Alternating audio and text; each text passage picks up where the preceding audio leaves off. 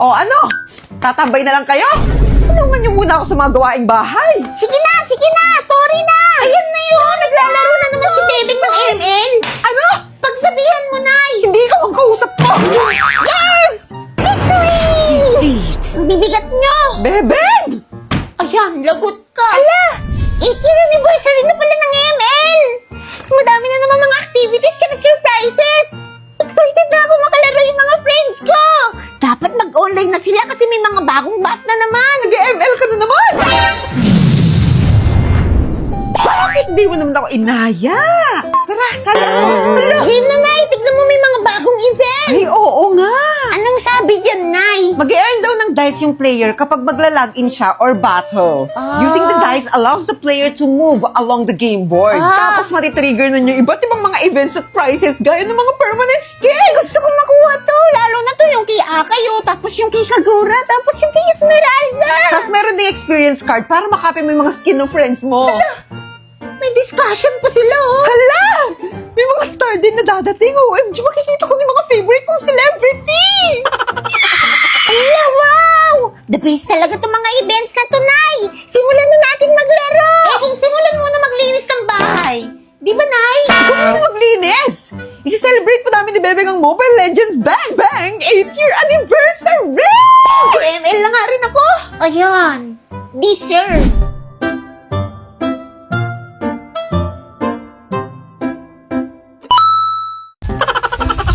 Budog! Ang dami kong pagkain, no? Oo nga! Pahingi ako! Eh, ayaw ko nga! Buraot ka! Ikaw lagi mubos ng pagkain ko, eh! Hala, kundi lang naman, eh! Pahingi ako! Hala, nahulog! Ugugin ko, wala pa naman 5 minutes, eh! Shh!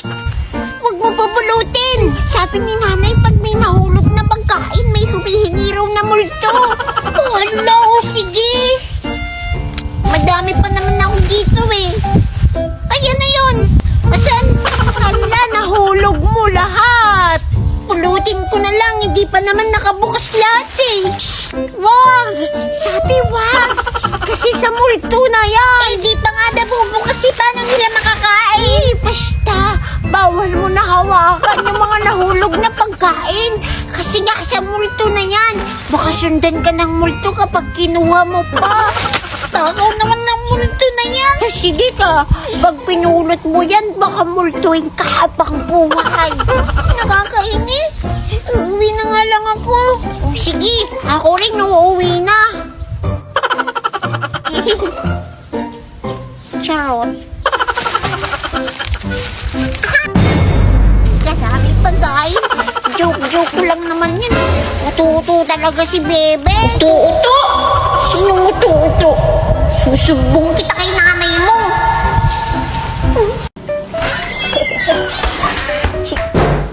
Ay, Diyos ko. Ang bigat ng bag mo, anak. Bakit ang bigat ng bag mo, anak?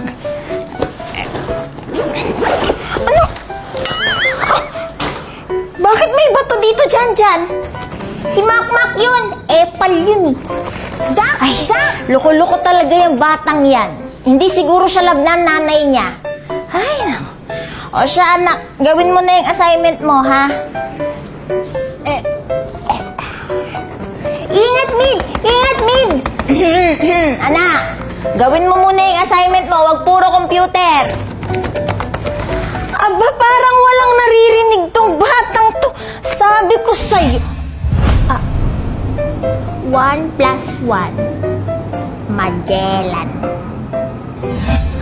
Oh, very good yan, anak. Very good.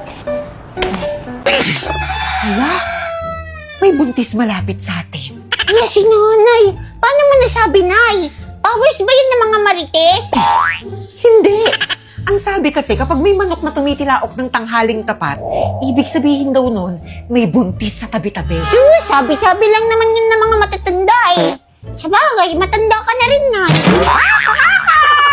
Eh, Nay, paano kapag tao yung tumitilaok sa tanghaling tapat? Sino namang taong titilaok ng tanghaling tapat? Wala namang ganun. Abay, meron po, syempre. Ayan si ate, nasa pintuan. Ay, naku, Duday! Lumayas ka dyan sa pintuan! Bakit? Bawal mabuntis sa pintuan. Ala, bakit bawal na naman? Ay, basta bawal. Mahihirapan daw mga anak. Teka, buntis mo si ate? Ay, ewan ko ba? Hindi ba buntis yan? Ang laki ng tiyan. Buntis agad? Di ba pwedeng nagsamji lang tapos nabusog? Kakapagod. Oo. Huwag mo pinapatong sa lamesa yung sapatos mo. Malas yan. Ala, bawal na naman yun. Nagiging sanhi kasi yun ng pag-aaway sa pamilya. Sus, nanay! Ayan ka na naman sa mga pamahiin mo na yan. Tagalin mo yan dyan. Mamaya na, dyan na muna. Tatanggalin mo yan o ibabato ko sa ito. Tagalin mo, babalik ko sa'yo. Saan na ba yung pamalo? Ito na, tatanggalin na. Ala, totoo nga yung pamahiin. May pagkain na naman tayo. Ay, ano gagawin? Titikman! Titikman number 1. Sheesh! Ito yung fresh fries na inuwi mo kasi hindi mo naubos nung binili mo. Binili mo siya ng malatong tapos kapag inuwi mo, nakita. Nakunat na be! Ay! Titikman number 2. Ay, shawarma! Uy! Sheesh! Titikman number 3. Ay, takoyaki! Kaso tumapon na yung mga sauce niya dito, oh. Siyempre, maulog kami. Ganun kasi sa biyahe, be. Wala bang tatapon to? Ito yung takoyaking mura, pero, ay, Hindi ko bet yung lasa. sheesh! No. Hindi ko type, be. Sheesh! Hashtag kung maibabalik ko lang. Ay! Titikman number 4! Oy! Titikman. Sheesh! Ay! First time in my life. Korean food yun. Dito muna tayo sa ano? Yung pamparahe. Oy! Hindi ko alam ang tawag. Basta may pansit sa loob. Next! Ay, ayan, sige. Kain pa more. Okay lang naman yung lasa niya. Siguro mga 6/10. Ganon. Sheesh! Pwede na! Pwede na pagtyagaan!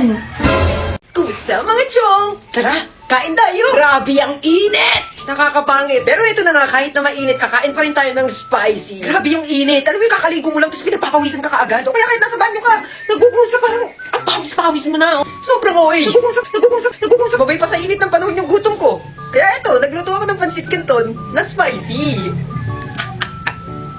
Ang pangit mag-vlog. Eh, hindi lang to basta-basta pansit canton. Kasi itong pansit canton na niluto ko na spicy, nilagyan ko siya ng gatas. Grabe naman ang mga langaw. Ala!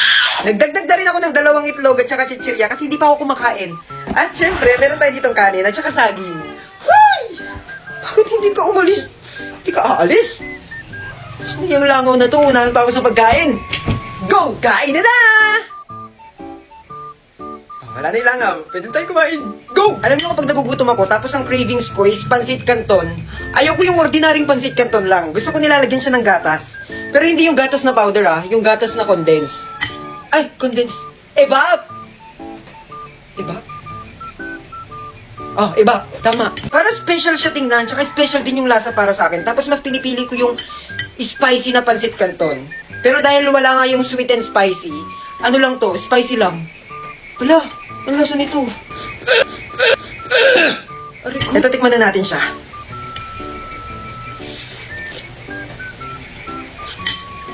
Sarap talaga niya. Nasa siyang pansit canton na may gatas. Uy, si OA, sobrang sarap niya. Pwede siyang pampulutan, pwede siyang pang-ulam, pwede siya sa lahat. Alam na kapag gutom at nag-crave ko talaga ng pansit canton, Dar! Lagyan mo ng ebap!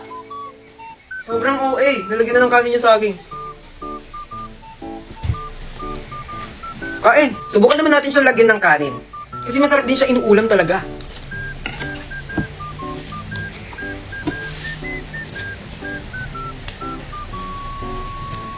Promise, itong merienda na to, the best. Pero mas masarap talaga siya kapag may kanin. 5 star. Grabe ang panahon. Kanina sobrang init. Tapos ngayon, medyo malulam. Uy! Sobrang sarap pala kumain kapag wala nang masyadong iniisip sa school. Oo, tama. Kasi bakasyon na namin eh. Medyo bakasyon. Hindi ko alam, baka may bumulaga pang requirements sa tabi-tabi, ganyan. Huwag naman. Alam niyo, mas masarap siya kapag may kasamang egg. Umuulan na. Grabe. Umuulan naman ngayon. Kanina sobrang pawis kasi sobrang init. Ito na, sumabay na yung ulan. Kaya i-rate na natin itong merienda na to.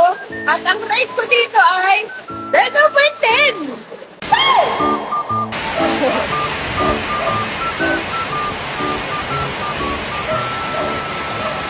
Nay, very good ako sa school. Talaga ba, anak? Binigyan ako ng plus ng teacher ko. Ako rin kaya may plus. Invento!